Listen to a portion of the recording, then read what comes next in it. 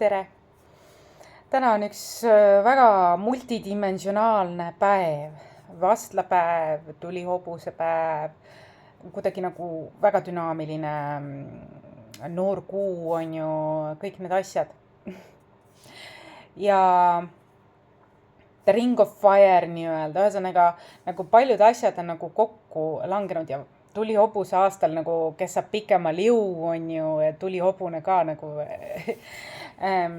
läbi värava läbi Ring of Fire nii-öelda alustas nagu väga toredasti, lustakalt ja võimsalt tegelikult. Ma tahtsin teiega rääkida seda teemat nagu ühisväljas on siis aru saada viimasel ajal, mis on väga inimlik, on ärrituda, kui asjad ei lähe täpselt nii, nagu soovitakse. Eriti, kui osaletakse näiteks mingis asjas või meie sõbrad või tuttavad osalevad mingis asjas ja nad ei saa seda, mida meie nagu ootasime, meie soovisime, kogu südamest on ju elasime kaasa, meie lemmik ja nii edasi ja keegi teine saab hoopiski. Ja see võib tekitada sellise nagu selle tulemusega, kus kollektiiv on valinud mingi tulemuse, mingi valiku teinud, kas siis mingi grupp on valinud või siis kogu Eestimaa on valinud erinevatel konkursitel. Ma ei räägi ainult ühest konkursist, ma räägin üleüldiselt, viimasel ajal näha läbi aja. Mul oli ka kunagi, ma nagu mõtlesin, et oi, et minu lemmik ei saanudki, sai hoopis täitsa mitte minu lemmik. Ja ma ka võitlesin sellega, aga võib-olla oma inimestega, mitte nagu avalikult, aga nüüd ma mõtlen seda, olen nii suures leppimises, et ükskõik mis nagu tuleb, ju siis nii peab minema. Et ma olen hästi suurde leppimisse nagu kukkunud, et mis ma enam tulemusega nagu võitlen, kui nii-öelda tagajärg on, või põhjus tagajärg on juba käes, et olen lihtsalt uudishimulik, mis edasi saab. Kunagi ma olin ka nii. Mis ma tahan öelda on seda, et on täiesti eluterve väljendada oma emotsioone, neid ei tohi alla suruda. Küll aga, ja see on konstruktiivne, kui sa konstruktiivselt väljendad oma viha. Aga praegu nagu ma näen, et on nagu, ei ole see konstruktiivne, see on pigem niisugune solvav ja nii edasi, teine teise pihta ka veel on ju.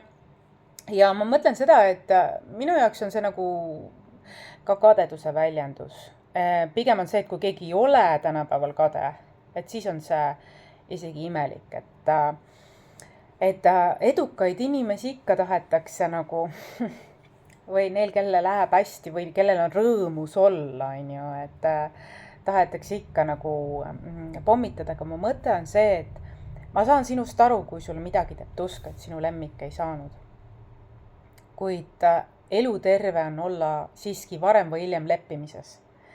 Ja eluterve on väljendada oma emotsioone, kui midagi juhtus, mis oli sulle vastumeelne, see on üks osa leina või muutuste või mingi pöördepunkti etapis, see on oluline seda ikkagi ennast mitte alla suruda.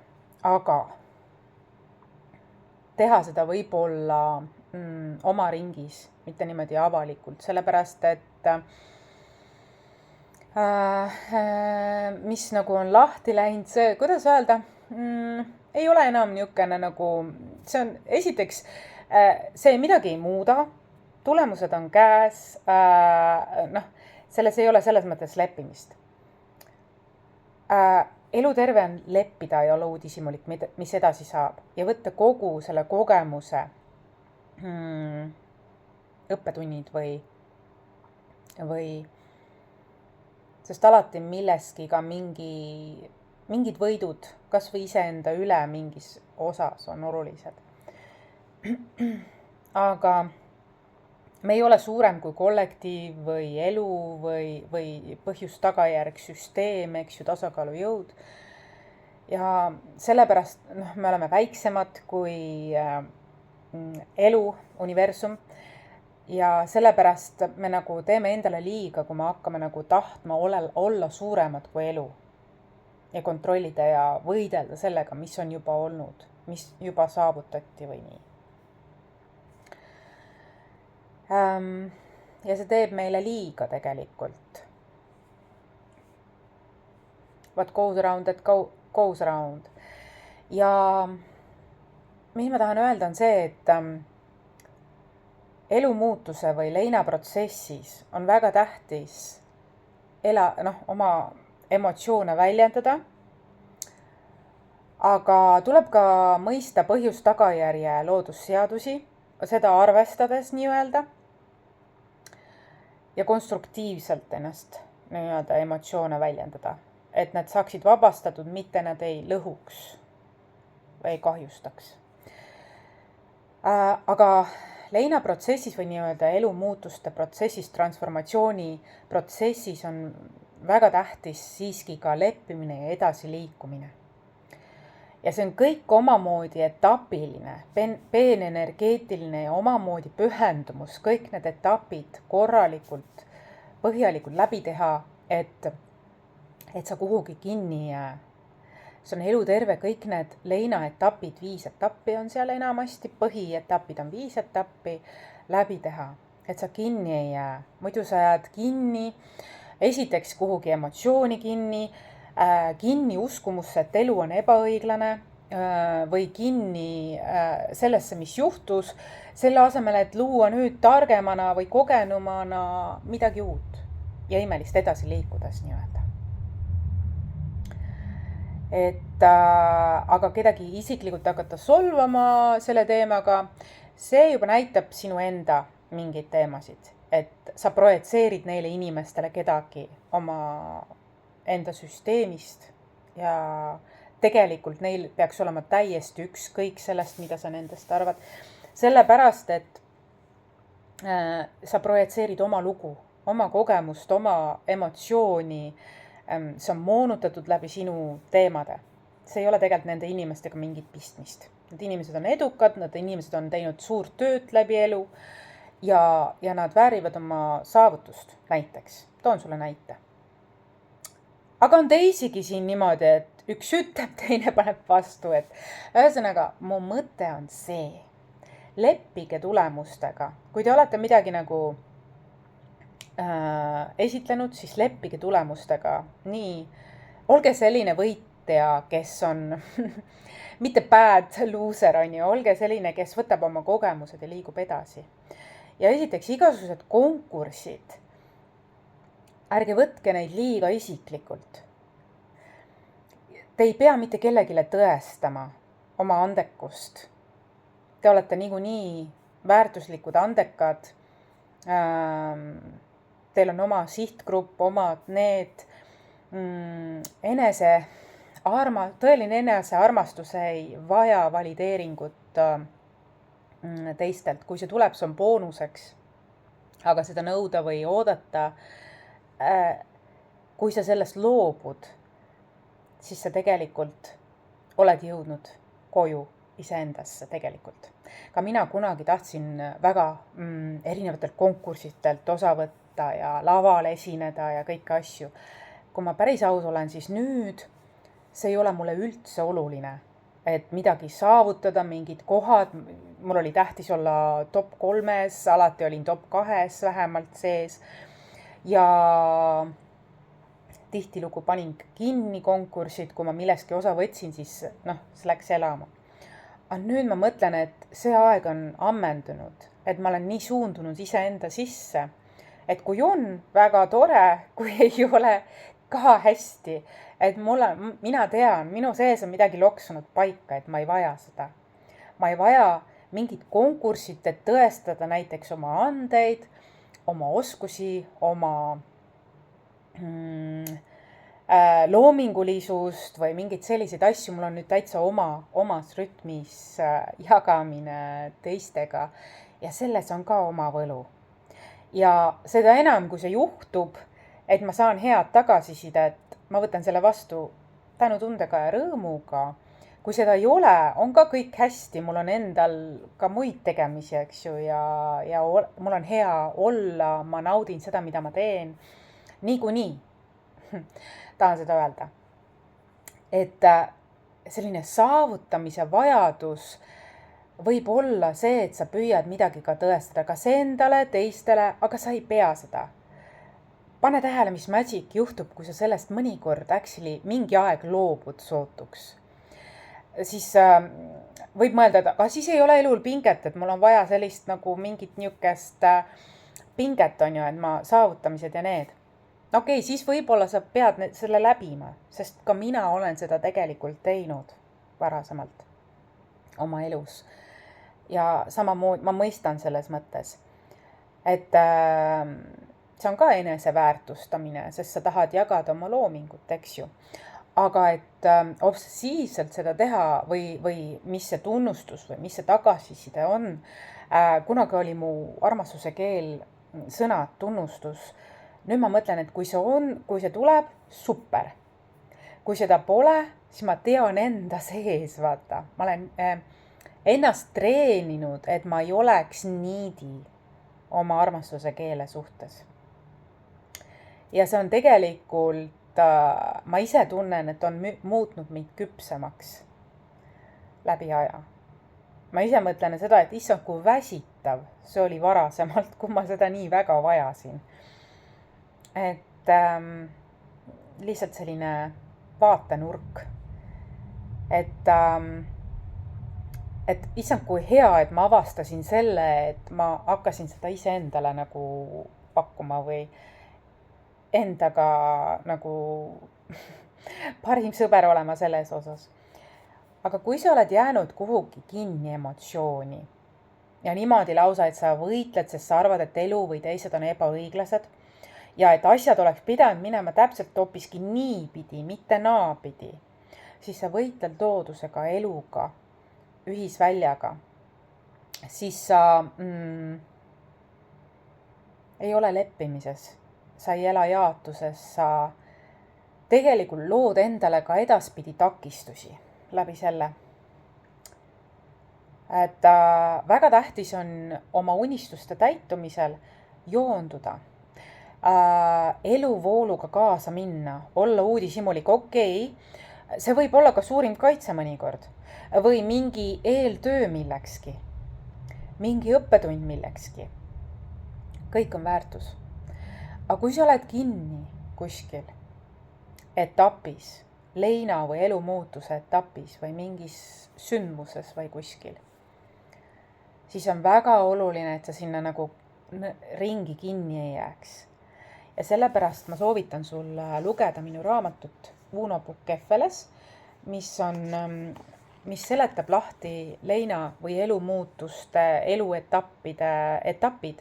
Kas sa oled kedagi päriselt kaotanud siit ilmast või on sul väga suured elumuutused hetkel käsil, siis see raamat on arvatavasti kõige soodsam variant, kuidas koduselt neid etappe vabastada, et sa kuhugi kinni ei jää. Küll aga kui sa ei ole raamatu lugeja, siis sa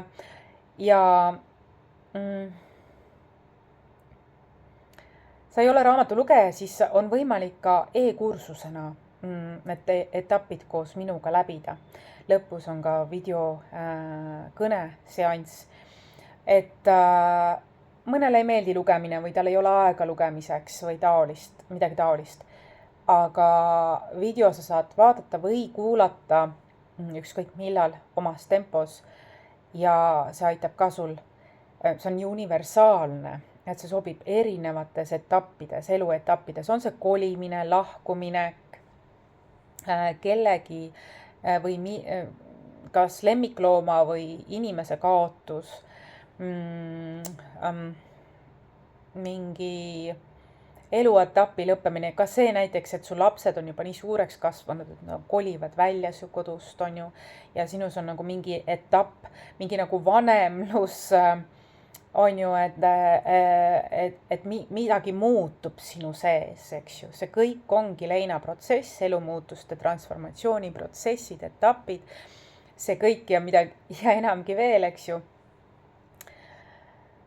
Või sa tahad alustada millegi uuega ja sa pead vana ukse kinni panema, et seda teha, töökoha vahetus, elukoha vahetus, ühesõnaga noh, see kõik on tegelikult teatud mõttes nii-öelda minisurm või lein nii-öelda, et kõik, et vana ja uue niisugune vahetus või kuidas öelda, see kõik on selline evolutsiooniline, meie igapäevaeluline isegi teema. Kas või seegi, et me läheme õhtul magama ja hommikul ärkame, see kõik on justkui nagu ka minisurm ja sünd, taassünd nii-öelda, ka ärkamisprotsessid ja nii edasi. Ja kui me teeme sellega koostööd ehk loodusega koostööd, loodusrütmidega, meie elu hinge õppetundidega koostööd, siis meie elu on kergem ja voolavam ja uus saab kergemini meieni jõuda. Et me ei takista iseennast. Aga kui me võitleme ikka veel ebaõiglusega või mingi asjaga seal, mis kuskil oli või kuskil ei sobinud või midagi oli ja siis me ei märkagi neid võimalusi või neid õppetunde, mis meil tegelikult sellega seoses olid. Aga kui me teeme loodusega koostööd, me saame aru, et me ei ole suuremad kui loodus ega Jumal ega keegi, vaid me oleme looduse osad siiski. Ja meis on jumalikkuse aspekt. Siis me hakkame nagu mõistma inimlikkusest, kukume inimlikkusesse ja mõistame oma hinge õppetundi antud olukorras või situatsioonis. Ja meil on kergem oma emotsioone küll vabastada, aga sellisel, kuidas öelda, mahedamal, teadlikumal viisil. Või sootuks tekib mingi mõistmine, et ei vajatagi seda enam. Sest emotsioonid automaatselt teadlikkusega justkui nagu vabanevad algallikasse. Ka see võib olla, aga midagi ei tohi alla suruda.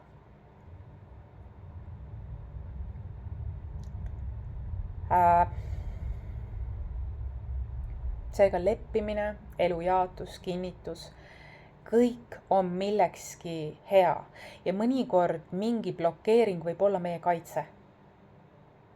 Ole rohkem uudishimulik, okei, kui nii ei läinud, siis kuidas, on ju?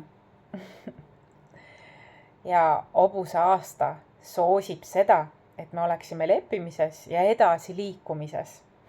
Seega osta kas minu raamat Uno Pukkefeles, kus on kõik need etapid, elulised etapid kirjas, või tule telli minult leina või elumuutuste protsessi läbimise etapid e-kursusena. Ma usun, et see on selline, mida võib veel ja veel vaja minna, kui sa selle läbid, siis sa automaatselt saad aru või noh, kui sa saad sellest teadlikuks, siis automaatselt järgmine kord mingis muus olukorras sa juba tead, mida teha järgmisena või mis järjekorras või kuidas ennast suunata ja olla endal olemas, just iseendal olemas. Isegi kui kedagi teist selleks ei ole olnud. Mina ise isiklikult olen olnud iseendale väga palju kordi selline hingehoidja, mõlemad vanemad, vanavanemad, õpetaja, enesetoetaja, oma hingetoitja, endale lapsevanem, endale kaaslane, endale parim sõber. Et väga paljudes olukordades, kui sina oled seda endale, siis väga paljud hakkavad ka mõistma, et sa oleksid justkui nagu neile, sest sa oled saanud mingist nõrkusest või nõrkustest või ebakindlustest kasvanud välja ja saanud küpsemaks läbi selle ja vastupidavamaks, julgemaks. Ja see kõik on olnud integratsioonitöö, see on tihtilugu aastatepikkune töö. Olla endal pidevalt igasugustes väljakutsetes olemas. Kas sa võidad või kaotad, oled ikka endal olemas.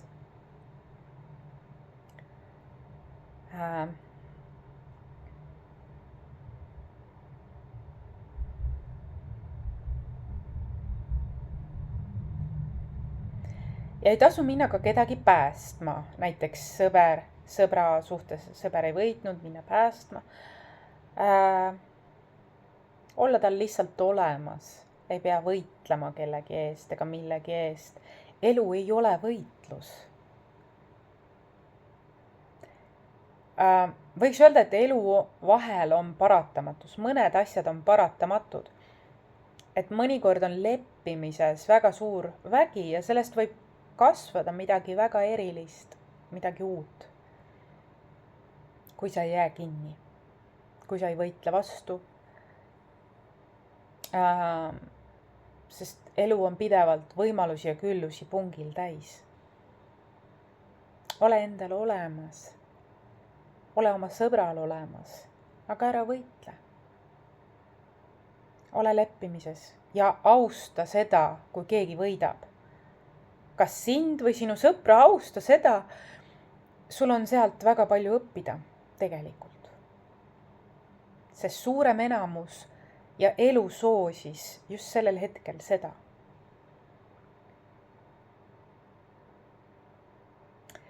Aga ajad muutuvad, kõigil on võrdsed võimalused igal ajahetkel tegelikult uuesti alustada ja edasi liikuda.